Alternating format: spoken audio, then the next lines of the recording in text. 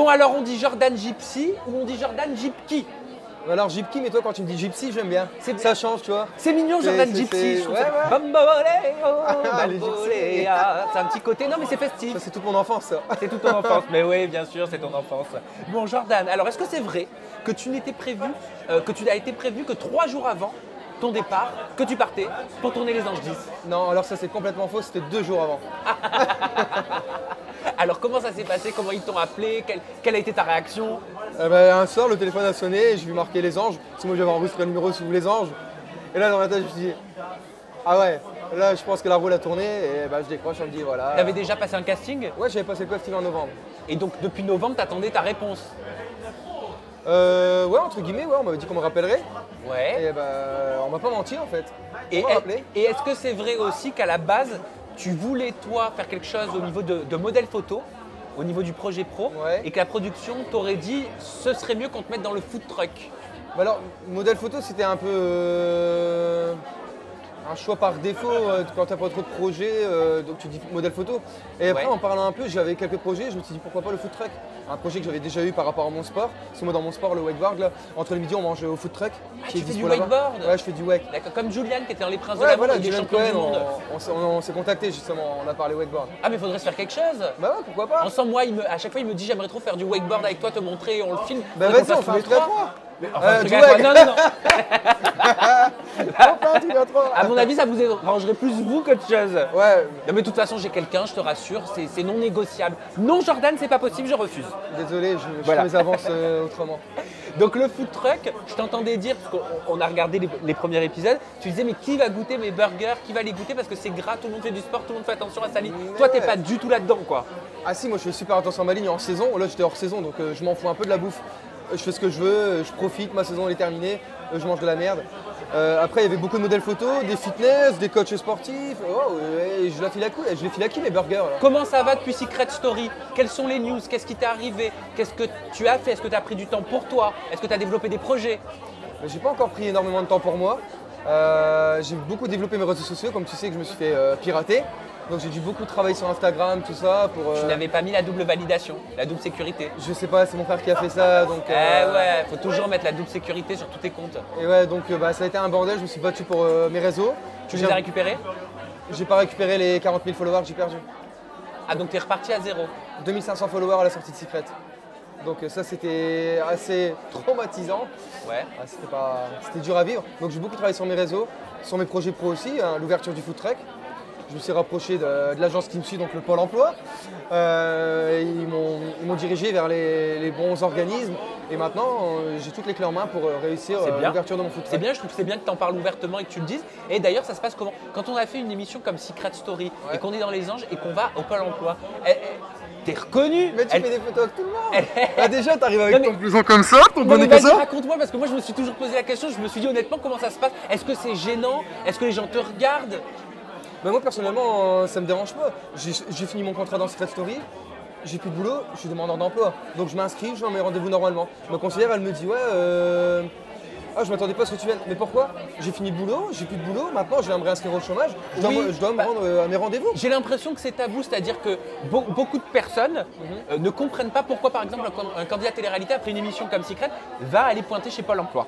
Parce que c'est comme tout le monde, quand tu termines un contrat, télé-réalité, acteur porno, soudeur, ce que tu veux.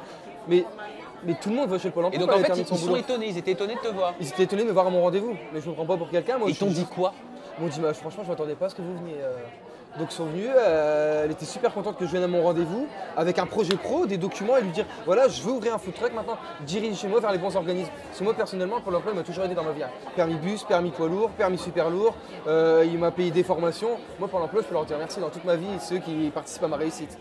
Et c'est pas gênant quand on est gênant public? du tout. Non mais je te dis ça parce que je sais qu'il y en a qui m'ont eu raconté qu'ils étaient gênés Ah ouais de faire la démarche, d'y Ah aller. non, moi pas du tout, non.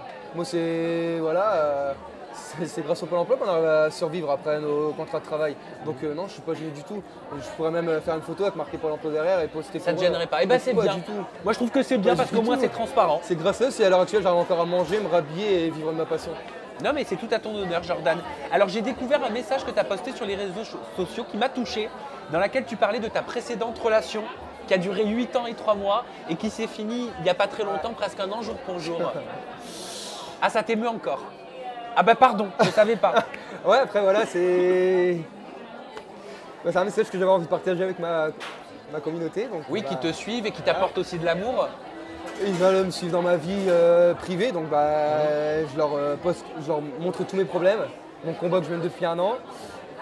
Et voilà, c'est même ça, j'ai pas peur d'en parler. Mais ça, t'en avais pas parlé dans Secret Story, même après, c'était une façade, c'était un sourire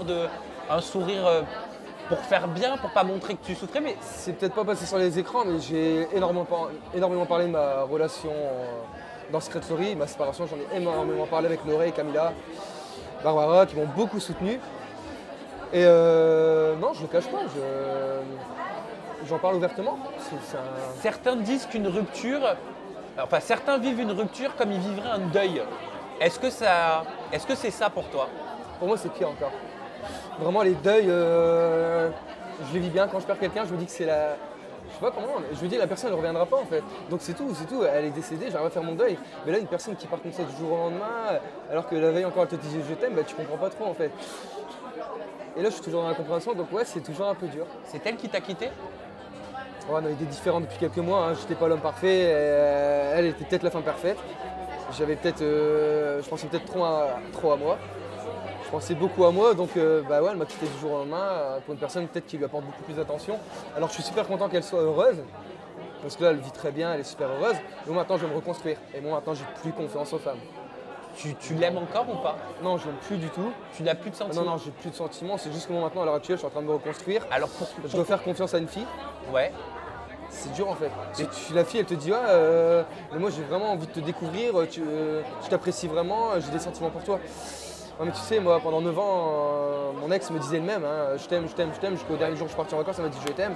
Quand je suis rentré de vacances, j'étais célibataire. Donc, mais si tu ne l'aimes plus aujourd'hui, si tu n'as plus de sentiments amoureux, pourquoi j'ai l'impression que tu souffres de cette situation? Bah, je souffre parce que pour moi j'étais trahi quand même. J'étais trahi et bah, j'ai plus confiance en la femme, j'ai peur en fait d'aimer, j'ai peur de souffrir maintenant encore. J'ai encore plus peur de souffrir.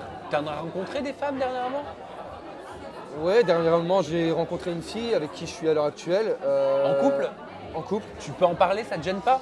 Non, ça me gêne pas du tout. C'est Sandy? Non, c'est pas Sandy. C'est pas Sandy, l'ex de Virgile? Non, Sandy, non, c'est pas elle. D'accord. C'est une super personne, Sandy, je la kiffe vraiment. Ouais. On s'apprécie beaucoup. Elle est très agréable. On a été bookés ensemble. C'est ma petite protégée, mais non, c'est pas elle. Donc vous êtes amis? On est amis. On est amis avec Sandy. Alors t'es en couple avec qui? Alors je suis avec une fille qui fait pas partie de la télé-réalité. Ouais. Et bah, c'est pas plus mal peut-être. Hein. Voilà, elle aurait pu, elle a encore été contactée il y a pas longtemps pour la villa. Donc elle veut rester discrète sur les réseaux, moi je veux que ma relation reste discrète parce que pour l'instant il n'y a rien de concret. Comme je dis, moi j'arrive pas à m'attacher à une personne, j'ai pas confiance. Mais ça fait combien de temps que tu l'as rencontré? On s'est rencontrés mi-décembre. Ah! On est ensemble depuis début 31 janvier. D'accord. De façon officielle? De façon officielle, mais voilà, moi je suis distant, je m'engage en rien. Elle connaît ton histoire, elle connaît mon histoire et c'est pour ça qu'elle me laisse du temps. Et Ouais. elle sait très bien aussi, ouais, bah, de toute façon elle connaît, elle me suit sur les réseaux sociaux. Et elle sait très bien que faut pas qu'elle s'accroche parce qu'avec moi, pour l'instant je m'accroche pas à elle, elle le sait, je lui dis ouvertement. J'ai pas envie de la faire souffrir, donc je lui fais comprendre que voilà, j'ai pas envie de m'attacher, j'ai pas envie de souffrir. Et toi t'attaches pas, souffre pas. Faut pas que tu souffres. Ouais. Et c'est un peu spécial. Et puis j'ai beaucoup de projets professionnels. Je m'inquiète pour mon avenir professionnel aussi. Je me dis putain, t'as 29 ans, à l'heure actuelle j'ai plus de boulot. J'ai des projets, mais pour l'instant il n'y a rien de concret. Laurent, j'aurais dû acheter ma maison. Et à l'heure actuelle, bah, je suis reparti dans des gros projets. C'est peut-être pas plus mal. J'ai envie de vraiment réussir ma vie et gagner ma vie. Et faire surtout un boulot qui m'épanouit. Mais c'est-à-dire que tu cherches pas à te développer plus dans la télé-réalité, t'as pas envie d'enchaîner les émissions comme certains le font, 3 Si, par an? clairement, j'ai envie de refaire de la télé, et je vais pas le cacher, hein, tout le monde a envie de refaire de la télé. Quand on a goûté, c'est pas une passion, mais c'est un kiff aussi, les tournages, découvrir de nouvelles personnes, des nouveaux pays, des nouveaux continents, des nouvelles aventures, et c'est super excitant. Mais j'ai aussi mes projets pro à côté. Si la télé s'arrête demain, j'ai mes projets pro. Et c'est quoi ce projet pro à côté? Bah, c'est le food truck. C'est le food truck. Après, j'aime bien les sports nautiques, j'aimerais bien aussi me qualifier là-dedans pour être moniteur ou un truc comme ça. Vraiment vivre de ma passion.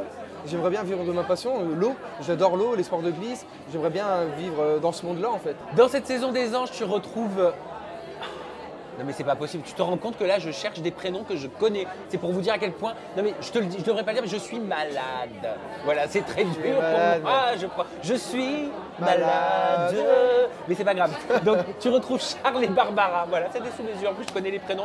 Si Charles est là, Barbara n'est pas à la conférence de presse. Alors, Charles, c'est une personne avec qui j'avais été missionné dans Secret Story dès le début. Personne avec qui je me suis vraiment rapproché. On était vraiment potes. Il avait fait 2 semaines. Hein, Malheureusement, il a fait que 2 semaines dans l'aventure, donc on n'a pas eu le temps de se connaître un peu plus. On s'est retrouvés dans les Anges, j'étais super content. Tu le savais?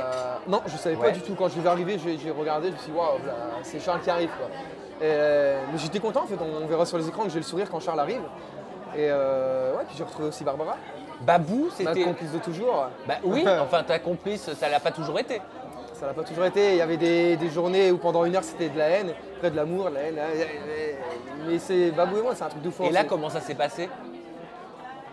Bah on verra si c'est bien passé. Entre vous, enfin j'imagine qu'il va y avoir des frictions. Je pense que tu risques d'être surpris dans les Anges entre Barbara et moi. C'est vrai? Vraiment... Une nouvelle et grande et belle amitié Je pense que c'est un peut truc démarrer. vraiment à découvrir, ouais, c'est beau ce qui va se passer entre elle et moi. Tu t'y attendais toi? Oui, je m'y attendais parce que moi, voilà, c'est bon, j'avais eu un kiff sur elle dans Secret Story, mais à la sortie, je savais très bien que elle m'attirait plus, je l'attirais pas du tout, elle du tout, donc ça c'était clair et net. Et moi j'ai tourné la page comme je t'ai dit, et voilà, j'ai rencontré quelqu'un. Et est-ce que tu t'attendais à ce qu'elle se rapproche de Charles? Elle s'est rapprochée de Charles? On l'a vu. Merde, bah je sais pas. Bah si, on l'a vu dans les images. Non, je m'attendais pas du tout. Au final, j'ai mon pote et ma pote ensemble, où je sais pas s'ils ont continué l'aventure ensemble, s'ils vont se séparer, s'ils sont encore ensemble à l'heure actuelle. Donc je suis super content pour eux. Si ça peut durer, et si je peux être le parrain de leurs enfants, pourquoi pas. Oui mais toi ça t'a pas choqué? Ah non, du tout. Ça t'a parce que moi là j'ai vu dans la salle les réactions. Quand on a vu le baiser entre Charles et Barbara, tout le monde était là. Oh, c'est pas vrai. Oh non. Oh non. Ah ouais, non. Oui, oui, oui. Toi, ça t'a fait, fait cet effet de surprise? Bah non, parce que moi, pour moi, c'est l'ancien temps, ça maintenant. C'est vieux. Ouais, mais sur le coup. Non, t'as pas été étonné plus que ça. Non, je me souviens plus, mais je pense pas, non. Non. Bah si tu te souviens pas, c'est que ça t'a pas étonné plus que ça. Non, ça m'a pas étonné plus que ça, non. Ok. Non. Bon, le mot de la fin, bilan de cette aventure pour toi. Comment tu pourrais nous résumer ton aventure à Los Angeles? Bah alors, une très belle aventure. Dès que j'ai posé les pieds sur le sol américain, j'étais super heureux. J'avais mon projet pro en tête. Je savais que j'allais découvrir encore des nouvelles personnes.